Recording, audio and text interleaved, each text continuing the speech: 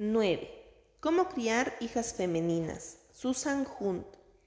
El mismo hecho de preguntarnos cómo transferirles el legado de la feminidad a nuestras hijas es una señal del tiempo en el que vivimos.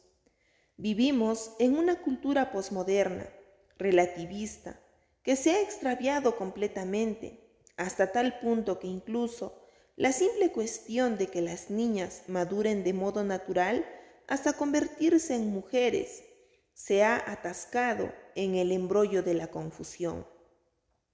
Por lo tanto, ¿cómo abordamos este tema? El diccionario define femenina como perteneciente al sexo femenino, caracterizada por o poseyendo cualidades generalmente atribuidas a la mujer, mujeril. Yo podría tomar esta definición y añadirle todas las cualidades que pienso que deberían ser atribuidas generalmente a una mujer.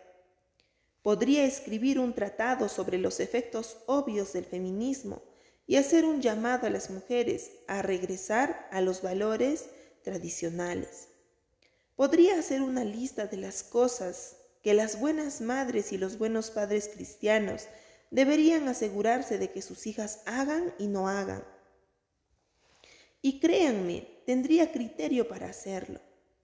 Sin embargo, un método formulista, prescriptivo, conductual, es como arena movediza.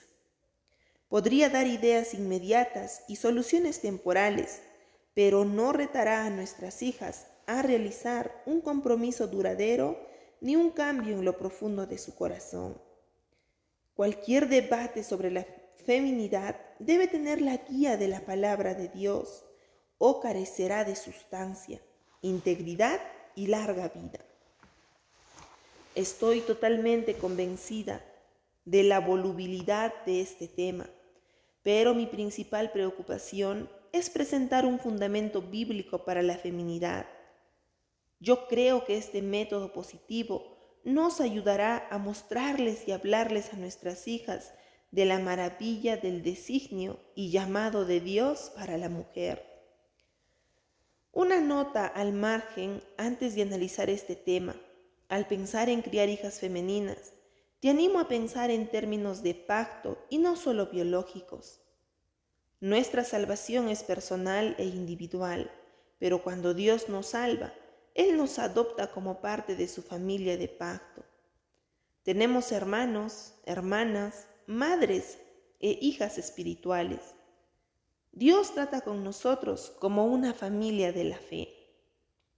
Tengamos o no tengamos hijas biológicas, tenemos hijas espirituales y es el privilegio y responsabilidad de nuestro pacto transferir un legado de feminidad bíblica a las niñas y muchachas encomendadas a nuestra iglesia. Ahora vamos a analizar el fundamento bíblico para la feminidad. Propósito y autoridad. Cada vez que hacemos una apología bíblica de cualquier tema, necesitamos comenzar por colocar ese tema en el contexto más amplio de la creación, la caída y la redención.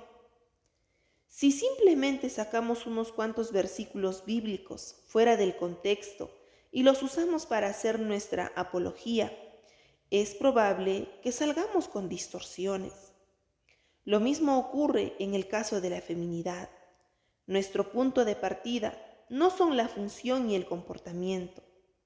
La pregunta fundamental es, ¿cuál es nuestro propósito y autoridad? La creación, la caída y la redención nos dan la respuesta. Las primeras palabras de las Escrituras nos dicen que en el principio creó Dios los cielos y la tierra. Y dijo Dios, sea la luz, y fue la luz. Génesis 1, versículo 1 y 3. Dios es el creador. Él habló y la tierra se materializó. Su palabra es la autoridad absoluta. Al sexto día de la creación Dios dijo, hagamos al hombre a nuestra imagen, conforme a nuestra semejanza, y señoree en los peces del mar, en las aves de los cielos, en las bestias, en toda la tierra y en todo animal que se arrastra sobre la tierra. Génesis 1:26. Es increíble que el Dios, cuyas palabras dieron existencia a la creación, hiciera una criatura a su propia imagen. El Rey Creador dio forma a una criatura que reflejaría ciertos aspectos de su propio carácter. Esto es lo que distinguiría a esta criatura de todas las demás. Génesis 1:27 dice: y creó Dios al hombre a su imagen. A imagen de Dios lo creó, varón y hembra los creó. El hombre y la mujer fueron creados con la capacidad de reflejar el mismo carácter de Dios. En este punto se encuentra el propósito y la dignidad de la humanidad. El propósito y la autoridad son los primeros pasos para desarrollar una perspectiva mundial, incluso nuestra perspectiva de la feminidad. El Catecismo Menor de Westminster enfatiza esto al comenzar con estas dos preguntas fundamentales. Pregunta 1. ¿Cuál es el fin principal del hombre? El fin principal del hombre es el de glorificar a Dios y gozar de Él para siempre. Pregunta 2. ¿Qué regla ha dado Dios para enseñarnos cómo hemos de glorificarle y gozar de Él? La palabra de Dios, que se contiene en las Escrituras del Antiguo y del Nuevo Testamento.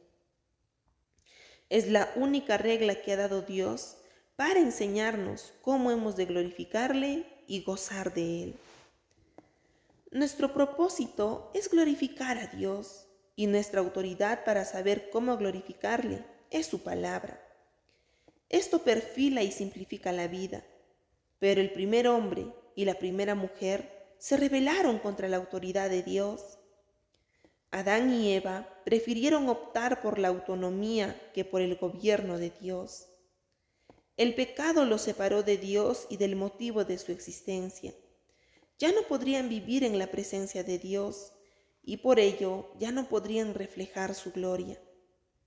Adán fue nuestro representante, por lo que su naturaleza caída y las consecuencias lamentables de su pecado se transfirieron a la raza humana. Pero Dios no nos deja en este aprieto. A través del pacto de gracia, Dios abrió el camino para que seamos redimidos del pecado y vivamos en su presencia. En este pacto, Cristo es nuestro representante. Él cumplió con los términos del pacto en nuestro lugar, vivió una vida de perfecta obediencia y se ofreció a sí mismo como pago por nuestros pecados. La promesa del pacto de Dios es: y les daré corazón para que me conozcan, que yo soy Jehová, y me serán por pueblo, y yo les seré a ellos por Dios, porque se volverán a mí de todo su corazón. Jeremías 24:7. Nosotros no merecemos la salvación y no podemos hacer nada para obtenerla. Es gracia maravillosa de principio a fin. Algunas implicaciones prácticas del propósito y la autoridad. Nuestras hijas serán producto de su teología. Su conocimiento o falta de conocimiento de quién es Dios y qué ha hecho por ellas se manifestará en cada una de sus actitudes, acciones y relaciones. Su punto de vista será determinado por su sistema de creencia. Debemos enseñar a nuestras hijas que su valor e identidad radican en el hecho de que son portadoras de la imagen del Dios de la gloria. Esto las protegerá de buscar significación en la superficialidad intranscendente de la realización y felicidad personal, el materialismo o cualquier otro beneplácito. Nuestras hijas deben conocer la maravillosa verdad de que su propósito central en la vida es glorificar a Dios. Esto debe determinar cada decisión que tomen, desde la elección de su vestimenta hasta la selección de su esposo. La pregunta que guíe todas nuestras decisiones debería ser: ¿glorifica esto a Dios? Uno de los primeros versículos que memoricen debería ser 1 Corintios 10:31. Si pues coméis o bebéis o hacéis otra cosa, hacedlo todo para la gloria de Dios. Y deberían vernos tomar decisiones en base a este mandato. El mundo tentará a nuestras hijas a ver sus sentimientos y experiencias como su autoridad, pero nosotras debemos mostrarles que la palabra de Dios es la autoridad máxima para la fe en la vida. Debemos hablarles a nuestras hijas acerca del alcance del amor de Dios. Ellas deben saber que somos justificadas y santificadas por la gracia. Al parecer, las mujeres tienden particularmente a evaluar la vida conforme al desempeño.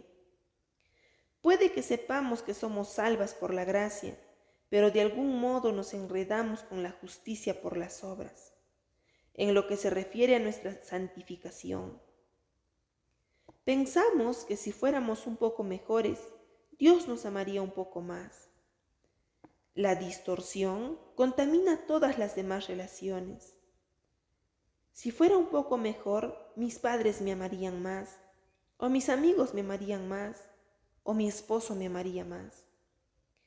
Esto es extenuante para aquella que está tratando de ganarse el amor de todos y agota a las personas cuya aprobación estamos tratando de obtener. Los hijos que piensan que deben establecer su propia justicia por medio de una conducta aceptada, finalmente llegarán a cansarse, tanto que se rendirán y se convertirán en expertos del engaño. Un entendimiento bíblico de la justificación hará libres a nuestras hijas. Cuanto más entiendan que Dios nos declara justas ante sus ojos a partir de la obra consumada de Jesucristo y que la justicia de Jesucristo es depositada en nuestra cuenta bancaria espiritual, más vivirán en la belleza y libertad de su gracia. Todo esto significa que debo escudriñar mi propio corazón. ¿Estoy tratando de ensalzarme por medio de los logros y comportamientos de mi hija? ¿Es mi principal preocupación su felicidad o su santidad? ¿Es realmente glorificar a Dios la pasión que impulsa mi propia vida? Estas preguntas me llevan a la cruz, me llevan a suplicar por la gracia y sabiduría de Jesús. Es desde esta perspectiva que podemos percibir la singularidad particular de la mujer como creación de Dios. El designio de la creación de la mujer. En Génesis 2 leemos: Y dijo Jehová Dios, no es bueno que el hombre esté solo, le haré ayuda idónea para él. ¿Por qué no era bueno que el hombre estuviera solo? Porque él fue creado a la imagen del Dios Trino. La unidad y diversidad de la Trinidad demandaba un portador de esta imagen que reflejara esta característica igual pero diferente. La igualdad no excluía la cualidad distintiva de cada género. Antes bien, la igualdad permitía que la cualidad distintiva del hombre y de la mujer se complementaran tan bien que se fusionaban en una unidad misteriosa que reflejaba gloriosamente la unidad de la Trinidad. El designio de ayuda idónea de la mujer llevó el huerto a un grado tal de plenitud que hizo que Dios declarara que era bueno en gran manera. Sin embargo, vivimos en una cultura cuya hostilidad contra este designio y orden ha arrastrado por varias décadas. La filosofía feminista dice que igualdad significa semejanza e insiste en la independencia de los esposos y la familia. Ahora, las hijas de esas feministas están confundidas. En su libro Lo que nuestras madres no nos dijeron, Daniel Christian escribe: puede que en la destrucción de las barreras que ha tenido lugar a lo largo de una generación, también hayamos destruido el fundamento necesario para nuestra felicidad. Aparentar que somos iguales que los hombres, con necesidades y deseos similares, solo ha llevado a muchas de nosotras a descubrir crudamente cuán diferentes somos Al exigir una independencia radical de los hombres y de nuestra familia, podríamos también haber abandonado ciertos convenios e instituciones que no siempre funcionaron perfectamente. Pero hasta hace muy poco era la mejor manera de que la civilización dominara el débil corazón humano. La investigación y el análisis de la señora Crittenden son de ayuda, pero sus soluciones son deficientes, porque comienzan con la mujer y no con Dios. Ella también está buscando lo que pueda hacer felices a las mujeres, y ello es un viaje sin final. Yo le pido a Dios que nuestras hijas puedan escribir libros que se titulen Lo que nuestras madres nos dijeron, y que esos libros enaltezcan los propósitos de la creación de Dios y su designio para la mujer. Este es un designio que nunca caduca, porque trasciende tiempo y lugar. Es más grande que cualquier función en la vida, pero ejerce influencia sobre cada función. Es el designio estampado sobre nosotras en la creación. Es intrínseco en nosotras como mujeres. Por lo tanto, vamos a analizar este designio de ayuda idónea de la mujer. En el Antiguo Testamento, la palabra hebrea para ayuda idónea se usa principalmente para referirse a Dios como el que nos ayuda. Cuando consideramos cómo Dios nos ayuda, comenzamos a ver la riqueza y la fortaleza de esta palabra. Moisés dijo que Dios fue el que lo ayudó, el que lo salvó de la espada de Faraón, Éxodo 18:4. En Salmos leemos que Dios es el que ayuda al desvalido, huérfano, necesitado y afligido. Salmo 10:14, Salmo 72:12 y 86:17. Se hace referencia a Dios como nuestra ayuda, sostén, fortaleza y escudo. Salmo 22, 28:7 y 33:20. Creo que estás captando la idea. Esta no es una palabra inconsistente y no somos llamadas a una misión insignificante. Nuestro ministerio de ayuda es un ministerio de protección, consuelo y compasión. Yo abordo este tema en mi libro Por designio. El designio de ayuda idónea es multidimensional. Diferentes mujeres mostrarán diferentes aspectos de este designio de varias maneras. La misma mujer podría mostrarlo de manera diferente en cada etapa de su vida. La fortaleza relacional de nuestro designio de ayuda idónea hace que las mujeres se apaguen intensamente a las personas y los propósitos. Nosotras no nos desapegamos tan fácilmente. Esta tenacidad capacita a las mujeres a perseverar en oración intercesora durante años. Innumerables madres han orado por hijos descarriados mucho después que otros perdieron las esperanzas. Vivimos en una cultura vacía de esperanza. El designio de ayuda idónea de la mujer nos califica exclusivamente a nosotras para llenar ese vacío y dar ayuda al proclamar: oh esperanza de Israel, guardador suyo en el tiempo de la aflicción. Jeremías 14:8. En el Salmo 146, las palabras ayudador, ezer y esperanza están relacionadas. Esto es significativo. La ayuda esperada. La ayuda separada de la esperanza es superficial y temporal. Es simplemente una medida provisional que sustituye lo genuino. Sin embargo, esto es lo que nuestra cultura ofrece.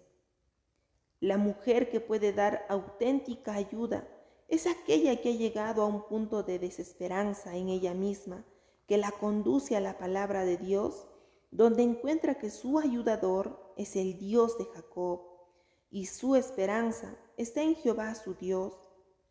Por ello, está capacitada para ayudar a los demás, porque tiene una relación eterna con el Señor y está saturada con su palabra. Ella les puede mostrar a los demás el único objeto viable de esperanza al conducirlos a la única fuente verdadera de esperanza. Esto es auténtica ayuda. El pecado arruinó ese designio y ahora la mujer trata de reinventar la feminidad en sus propios términos. Dado que Satanás se infiltró en el huerto y convenció a Eva de intentar el camino de la independencia y el individualismo, las mujeres se han dedicado a buscar su propia felicidad. En este vacío independiente, el designio de ayuda no tiene sentido y es en vano. Gracias a nuestra redención, podemos llevar a cabo nuestro designio de ayuda idónea.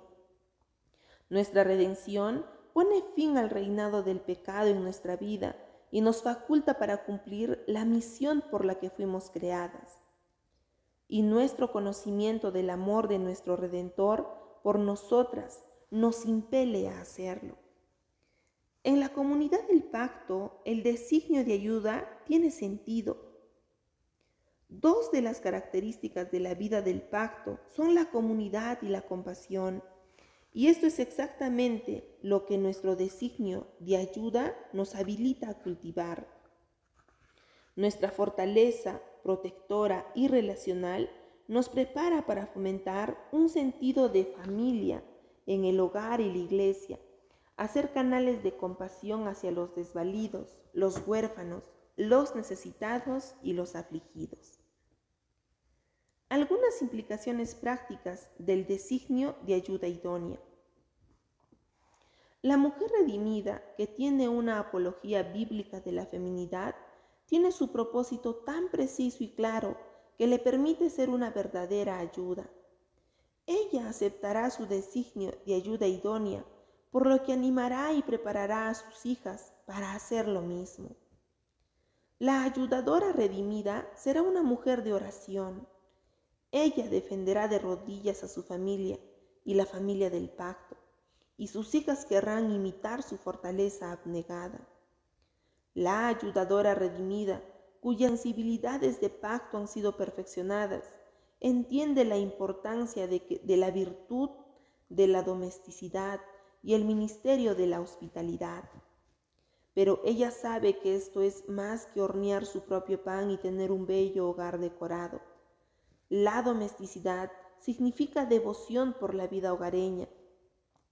Yo creo que la declaración más definitiva de domesticidad la hizo Jesús cuando dijo: «No se turbe vuestro corazón, en la casa de mi Padre muchas moradas hay. Si así no fuera, yo os lo hubiera dicho. Voy pues a preparar lugar para vosotros». Juan 14, 1, 2. Domesticidad implica preparar un lugar seguro, donde los corazones turbados puedan hallar descanso y consuelo, e integrar a nuestras hijas para este ministerio en nuestro hogar y nuestra iglesia. En un libro que toda mujer debería leer, el pastor del siglo XIX, John Ángel James, dijo: «Cualquier cosa que corrompa el recato de la moralidad, las virtudes domésticas y la bondad convincente de la mujer es un daño hecho a la comunidad». La ayudadora redimida no se centra en sí misma, es la que lleva a sus hijos a visitar a los ancianos, así como más allá de las barreras sociales y culturales, para extender los límites del pacto a los oprimidos, los necesitados y los afligidos. Y al hacer esto, educa a otra generación para vivir en términos de pacto. La ayudadora redimida, no casada, entiende que ha de ser una madre en Israel y que va a unirse a otras mujeres para ser ayudadoras corporativas en la comunidad del pacto de Dios. La ayudadora redimida valora la cualidad distintiva de los hombres y las mujeres, porque sabe que este es el designio y el orden de Dios. No se siente amenazada por el liderazgo del hombre, pues sabe que la sumisión no tiene nada que ver con la posición. La sumisión tiene que ver con función. Es la manera en que Dios ha ordenado la vida en el reino, y es bueno porque Él es bueno. Este es un reflejo de la igualdad ontológica y, no obstante, de la diferencia funcional en la Trinidad. Liderazgo y sumisión son los medios ordenados por Dios para lograr la unidad en el matrimonio. Ella sabe que la sumisión no es una lista legalista de comportamientos o una pasividad absurda. Ella entiende que no se trata de lógica, sino de amor. Es incomprensible para la lógica que Jesús se despojara de toda la gloria del cielo para poder darnos la gloria del cielo. Filipenses nos dice: haya pues en vosotros este sentir que hubo también en Cristo Jesús, el cual, siendo en forma de Dios, no estimó el ser igual a Dios como cosa que aferrarse, sino que se despojó a sí mismo, tomando forma de siervo, hecho semejante a los hombres, y estando en la condición de hombre, se humilló a sí mismo, haciéndose obediente hasta la muerte y muerte de cruz. Filipenses 2, del 5 al 8. Jesús nos ama tanto que aceptó voluntariamente morir en la cruz. Su mandato es que las esposas se sometan a su esposo. Este es un regalo que le damos voluntariamente al hombre que hemos prometido amar en obediencia al Salvador que amamos. La ayudante redimida sabe que la sumisión no la reprime, en realidad la libera para cumplir su designio de ayuda idónea. Y al vivir a la luz de esta verdad, sus hijas observan y aprenden. Hay un versículo interesante en el Salmo 144.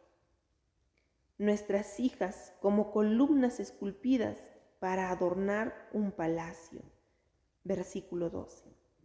Una columna, de acuerdo al diccionario, es un soporte, una persona que ocupa una posición central o de responsabilidad.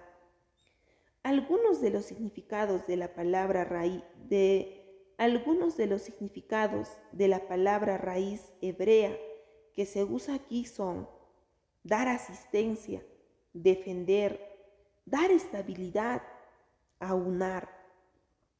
Las ideas de apoyo y protección son claras en ese simbolismo. En resumen, alguien que ayuda sirve de apoyo al proteger, sustentar, respaldar, estimular, dar asistencia, defender y dar estabilidad. ¿Cómo transferir el legado de la feminidad bíblica a nuestras hijas? Esto no es precisamente una lista exhaustiva de sugerencias, sino una forma de echarnos a andar. Primero, debemos recordar que Dios nos ha dado todos los recursos que necesitamos. Nos ha dado su Espíritu Santo. Tenemos justamente el poder de Dios en nosotras, que nos da la gracia y la sabiduría para la tarea. Y debemos orar para que este mismo poder obre en nuestras hijas. Es el poder del Evangelio que las transformará. Romanos 1:16 dice: porque no me avergüenzo del Evangelio, porque es poder de Dios para salvación a todo aquel que cree, al judío primeramente y también al griego. Segunda de Corintios 3:18 nos dice: por tanto, nosotros todos, mirando a cara descubierta como en un espejo la gloria del Señor, somos transformados de gloria en la misma imagen, como por el Espíritu del Señor. Él nos ha dado su palabra. Nosotras debemos enseñar diligentemente a nuestras hijas la verdad bíblica y orar para que el Espíritu Santo aplique esa verdad en sus corazones. Salmo 119, 9 y 11 dice: ¿con qué limpiará el joven su camino? Con guardar tu palabra. En mi corazón he guardado tus dichos, para no pecar contra ti. Él nos ha dado el privilegio de la oración. Deberíamos pedirle a Dios que coloque cercos de protección alrededor de nuestras hijas. Selecciona porciones de las Escrituras y ora con esos pasajes por la vida de tu hija. Por ejemplo, ora para que ella confíe en el Señor con todo su corazón y no se apoye en su propia prudencia, que ella lo reconozca en todos sus caminos y que Él enderece sus veredas. Ora para que no sea sabia en su propia opinión, sino que tema al Señor y se aparte del mal. Proverbios 3, del 5 al 7. Ora conforme a Proverbios 31 por ella. El Señor nos ha dado la iglesia. La familia del pacto es parte de nuestra herencia como miembros de la familia de Dios. La iglesia es columna y baluarte de la verdad. Primera de Timoteo 3:15. Y los padres creyentes tienen el recurso inigualable de la enseñanza y las relaciones que allí se desarrollan. Lowes escribió: ahora bien, los hijos del pacto son adoptados para formar parte de una familia que es infinitamente superior a la familia de cualquier hombre de abolengo o nobleza. Son adoptados para formar parte de la familia del pacto del Dios mismo.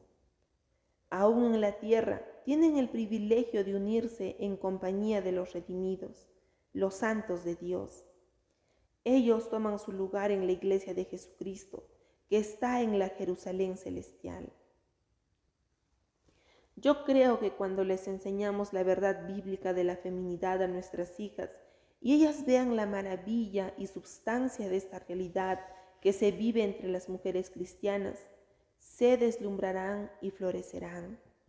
Salmos 92, del 12 al 15 nos dice: el justo florecerá como la palmera, crecerá como cedro en el Líbano, plantados en la casa de Jehová, en los atrios de nuestro Dios florecerán.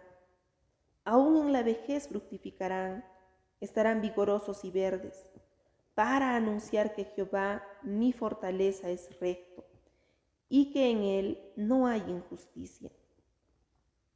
Segundo, la lucha por recuperar la feminidad bíblica es una batalla espiritual, y para ello debemos utilizar cada arma que Dios ha proporcionado. No podemos negar el hecho de que hemos respirado aire feminista durante varias décadas.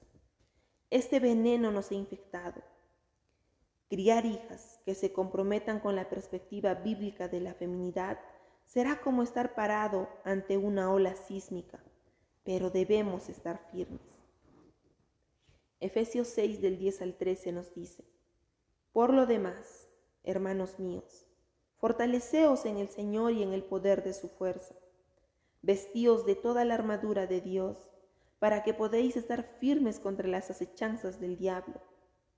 Porque no tenemos lucha contra sangre y carne, sino contra principados, contra potestades, contra los gobernadores de las tinieblas de este siglo, contra huestes espirituales de maldad en las regiones celestes. Por tanto, tomad toda la armadura de Dios para que podáis resistir en el día malo, y habiendo acabado esto, estad firmes. Tercero, debemos enseñar a nuestras hijas que vivir para la gloria de Dios está más allá de su capacidad. Es una obra de la gracia. Deberíamos enseñarles a ir a la cruz para recibir gracia y misericordia, y luego convertirse en una corriente de gracia y misericordia para los demás. Ellas aprenderán mejor si nos ven a nosotras vivir de esta manera. Cuarto, debemos enseñar a nuestras hijas acerca de la feminidad bíblica, estando en nuestra casa y andando por el camino, y al acostarnos, y cuando nos levantemos. Deuteronomio 6:7. Con nuestra vida estamos enseñando una manera de vivir. John Angell James, el pastor del siglo XIX, citado anteriormente, escribió que nuestros hijos aprenden en el transcurso de las circunstancias cotidianas. Son los sentimientos que dejas traslucir ocasionalmente y las conversaciones que ellos alcanzan a oír cuando juegan en un rincón de la habitación lo que hace más efecto que muchas de las cosas que les dices directamente. Tu ejemplo los educará, tus conversaciones con tus amigos, los negocios que te vean realizar, las opiniones positivas o negativas que expresas. Estas cosas los educará. La educación de las circunstancias es de un efecto más constante y poderoso y de muchas más consecuencias para el hábito que la que es clara y directa. Esta educación funciona en todo momento. Es como el transcurso del tiempo. No lo puedes detener ni alterar. Quinto, no debemos ser ingenuos. Debemos ser sabios. Como los hijos de Isaacar. De los hijos de Isaacar, 200 principales, entendidos en los tiempos, y que sabían lo que Israel debía hacer, cuyo dicho seguían todos sus hermanos. Primera de Crónicas 12:32. Debemos ser conscientes de las influencias culturales y debemos advertir a nuestras hijas de los peligros de la impiedad. ¿Qué clase de mujeres hará falta para educar hijas feministas? Harán falta verdaderas mujeres. La verdadera mujer. En un libro que lleva este mismo título, doy la siguiente explicación. El diccionario define verdadero como consecuente con un hecho o realidad, exactamente conforme a una regla, norma o patrón. La verdadera mujer es legítima, es una obra maestra genuina y auténtica. El maestro ha puesto eternidad en su corazón y la está conformando a su propia imagen.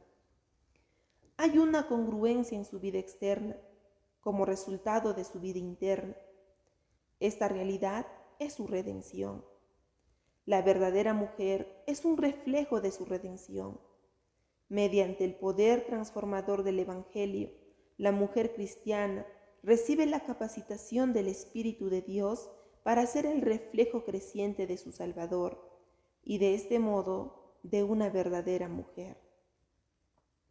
Cuando le diagnosticaron cáncer a mi amiga Sharon, su respuesta fue: confío que Dios usará esto para hacerme conocer un aspecto más profundo de su amor por mí.